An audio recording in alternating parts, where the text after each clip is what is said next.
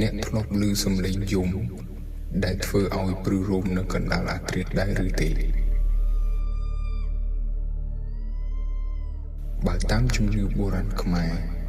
ខ្លែងស្រាមិនមែនជាបក្សីធម្មតានោះទេគេចាត់ទុកវាជាសត្វនាំសារនៃព្រលឹង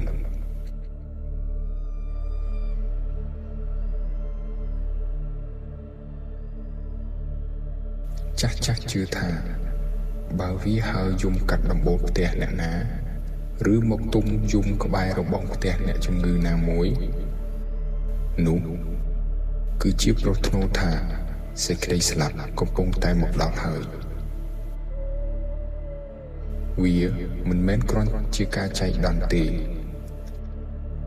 មនុស្សជាច្រើនធ្លាប់ជួបហេតុការណ៍នេះផ្ទាល់ពេលឮវាយំពេលយប់ព្រឹកឡើង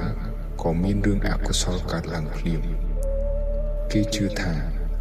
សត្វខ្លែងស្រាជាសត្វដែលអាចធំក្លិនមរណៈដែលមនុស្សធម្មតាមិនអាចដឹងបានឡើយចុះអ្នកវិញតើអ្នកជឿលើប្រផ្នូលសត្វខ្លែងស្រានេះដែរឬទេឬធ្លាប់មានបទពិសោធន៍រន្ធត់អ្វីខ្លះបញ្ចេញមតិរបស់អ្នកខាងក្រោម